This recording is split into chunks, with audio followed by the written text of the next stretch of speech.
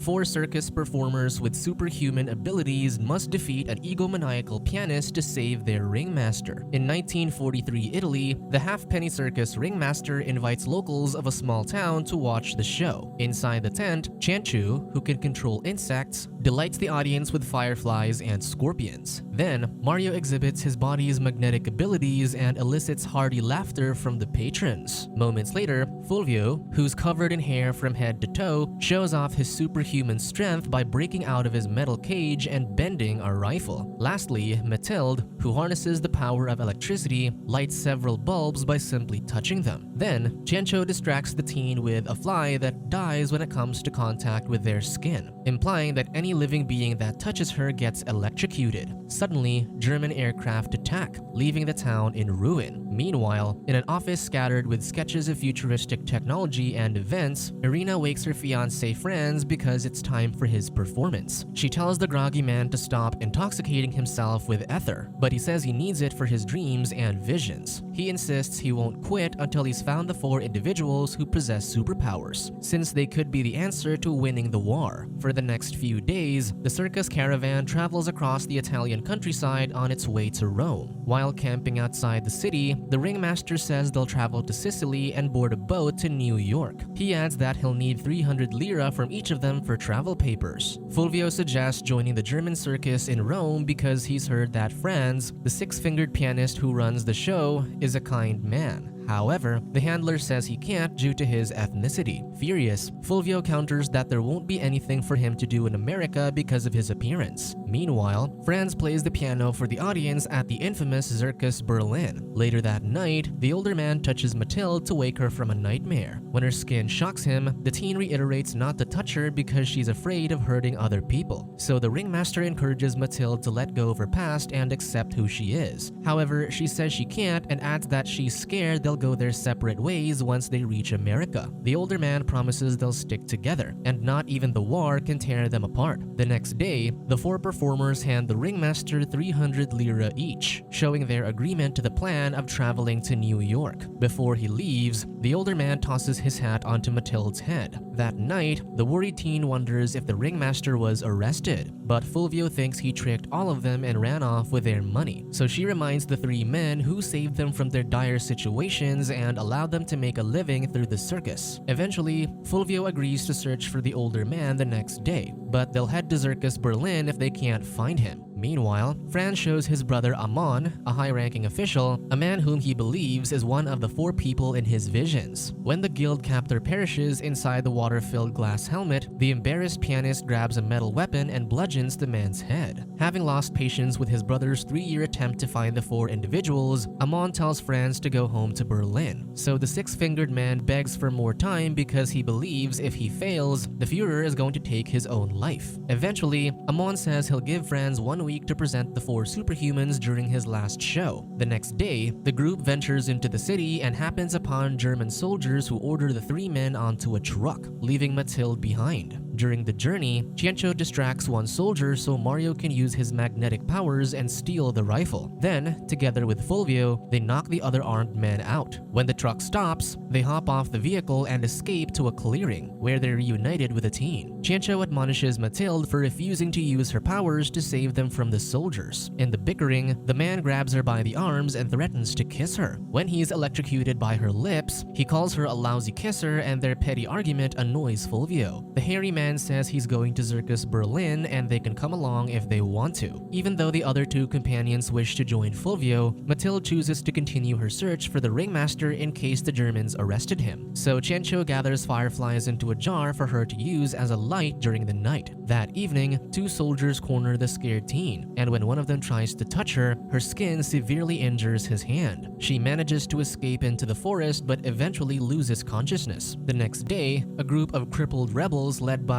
Il Gobbo, the hunchback, finds Matilde. The man orders his lackey, Gambaletto, to carry her unconscious body, but the electric shock startles them. Eventually, Il Gobbo instructs a man with stone hands to perform the task, and they take the teen back to camp. Meanwhile, the rest of the group finally arrives at the circus where they marvel at the different performers and animals practicing for the show. Backstage, Fulvio meets a woman who's also covered in fur, and she encourages him to embrace his appearance. Moments later, Franz's assistant calls the trio over to the office for the audition. At first, the pianist only chooses Fulvio and Mario, so Cencio shows off his powers by controlling the roaches to form a symbol on the floor. Later, they each prepare for their new jobs as performers for the circus in different ways. Fulvio makes love to the hairy woman, Mario enjoys grapes while two women help him wash up, and Cencio injures a lady aggressively scrubbing his body. Unbeknownst to them in the fort below, a man wheels a cart full of dead bodies of those who didn't survive Franz's experiments into an incinerator. Soon, a thick white smoke fills the men's rooms, knocking them out. Concurrently, Matilde finally wakes up and wanders around the camp. Il Gobbo calls her over, introduces himself, and asks how she does her electricity trick. The teen wordly asks if she hurt anybody, and upon confirming that the people who touched her are alright, she explains that she's looking for the ringmaster. The hunchback states that if he ever had her power, it would have allowed him to eliminate so much more of their enemies. However, Matilde says she'll never use her abilities to kill people. When the teen asks what happens to the prisoners, Il Gobbo says they're placed in trains and taken to Germany for execution. Seeing the concerned look on Matilde's face, Shazira assures that she'll find the ringmaster. Moments later, the hunchback promises they'll help her if she shows him her powers. The teen refuses because she doesn't consider her abilities a gift but a curse. Meanwhile, Cencio wakes up inside a glass cage the tormentor constantly feeds bees into, since they're the only insect he's afraid of. On a wall, the clothless Mario sticks to a giant spinning gear wheel. In the middle of the room, the scientist encased Fulvio in a block of ice. The assistant informs Franz that although the three men are special, they're unlikely the individuals he's been looking for. While observing the passing German trucks in preparation for their planned attack, the rebels hide in the trees. However, when Matilde spots the ringmaster in one of the vehicles, she impulsively runs toward it and calls out the man's name. When the older man learns that the others went to Zirkus Berlin, he begs the teen to leave and warn their friends because Franz is a killer. However, she insists on staying and pleads with the soldiers to take her prisoner. Just as they're about to shoot Matilde, Shazira appears and distracts the armed men. Then, she shoots one officer and soon the rest of the rebels attack.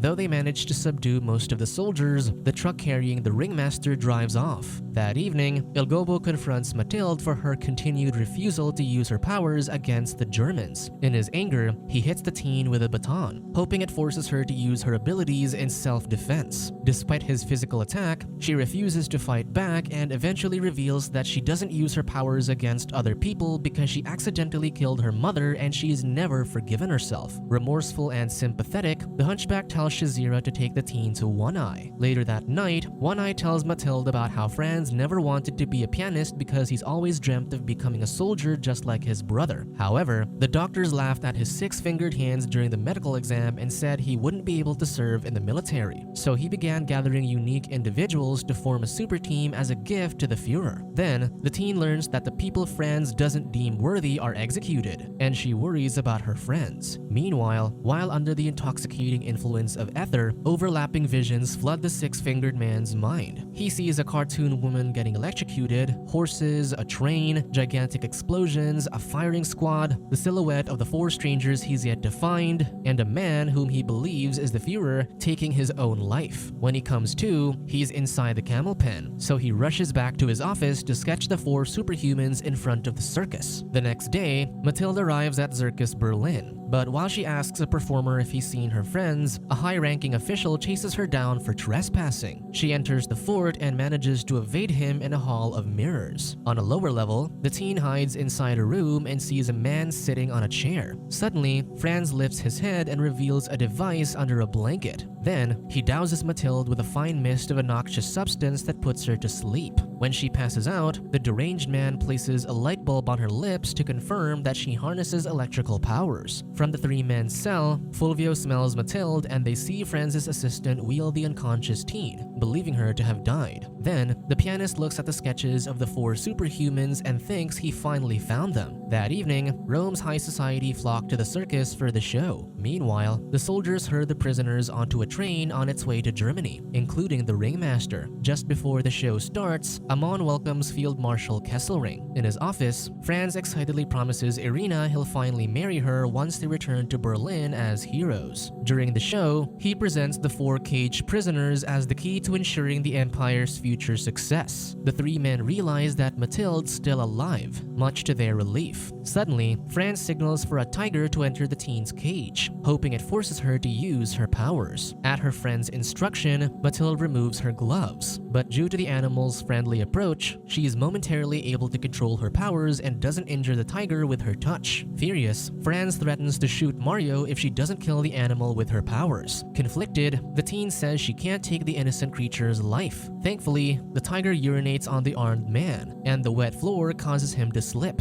eliciting laughter from the audience. Embarrassed, Franz sees his brother's disappointed look and he rushes backstage. Then, Cencio calls out Matilde's name and tells her she looks beautiful. Backstage, the assistant asks the pianist what they should do with the prisoners, and he says to burn them in the incinerator. In his office, the furious man lights all his sketches on fire. Meanwhile, the fire ignites inside the incinerator, and the fearful foursome tries to figure out a way to escape. However, Fulvio's strength and Mario's magnetism don't work on the heavy metal door. Eventually, the stressful situation causes Matilde's power to build up inside her body, so she touches the door and blows it off its hinges, knocking out Franz, who's standing on the other side. Later, Cencio and the teen slip inside the human cannon and it fires them across a long distance to safety. In the air, the pair look deep into each other's eyes and share a kiss. Just before the guards catch up, Fulvio fires Mario into the air to join their friends. Finally allowed to exact revenge on Franz's assistant, the hairy man knocks out his tormentor. To escape, Fulvio asks the hairy woman for help, so she helps him evade the guards and gives him 3 horses for them to use. Inside the train, the ringmaster uses sleight of hand magic to entertain the sad children. Meanwhile, Amon confronts his brother for embarrassing him. Having had enough of his older brother's mistreatment, Franz knocks him out with a metal rod and strangles him until he perishes. Concurrently, the 4 friends catch up to the train on horseback. In the office, Franz changes into Amon's uniform and uses a knife to cut off both excess fingers. Later, he relishes the soldiers' reverence of him, the only thing he's ever wanted in life. Then, he orders the men to search for the fugitives. Just as he's about to leave, Irina insists on coming along. Meanwhile, the friends brace themselves atop a tunnel before jumping onto the train. While Cencio slips and hangs on for dear life on the side of the train, the other 3 fall through the collapsing roof and end up inside the car containing all the high-ranking military officials. So they try to pretend that they're circus performers hired to entertain them. Outside, Cencio realizes there's a swarm of bees atop the train. Just as the armed men are about to shoot the trespassers, Cencio enters the car covered head to toe in bees. Then, to save his friends, he unleashes the insects on the uniformed men. Together, they subdue the soldiers as they make their way to the door, and then climb back up to the top of the train. At the next station, the train stops and Franz references his sketch and says everything he envisioned is coming true. Meanwhile, the friends open the car doors and help the prisoners out. They're reunited with the ringmaster, but suddenly, Franz's men rain gunfire on the prisoners. The deranged man promises a wonderful life for the teen if she cooperates, but she electrocutes another soldier instead. When one man's about to shoot her, the ringmaster intercepts and they both disappear in a cloud of smoke. Suddenly, Il Gobo and his men attack, launching Molotov cocktails at the soldiers. Fearful for his life, Franz runs back and hides behind a tank. In the trees, Matilde sees that the ringmaster's been mortally wounded. One of the train cars lights up in flames, so Cencio uses a swarm of insects to put out the fire. Before he perishes, the ringmaster tells the teen that she should never be afraid of anything. She sees the soldiers slowly encroaching on the train and defeating the rebels. Then, her entire body lights up with pent-up electricity. Just as the soldiers have the rebels and prisoners surrounded, Matilde appears and a fiery cloud forms around her. Suddenly, she absorbs the energy and uses it to eliminate all the German soldiers, and the unlucky Irina becomes collateral damage. Moments later, Franz finds his fiancée, but her body disintegrates into ash when he touches her. He realizes he was always the man in his visions who took his own life, so he points the weapon at hat himself and pulls the trigger. Cencio places his coat over the clothless Matilde's shoulders, and he flinches when she tries to touch him. Surprisingly, she's finally able to control her powers, and the four friends share a hug. As the rebels help the prisoners from the train, Il Gobbo and the teen exchange a look of gratitude. Matilde sees a boy wearing the ringmaster's hat and smiles. As the friends walk off into the sunrise, Cencio and the teen share multiple kisses, thankful they can finally hold each other.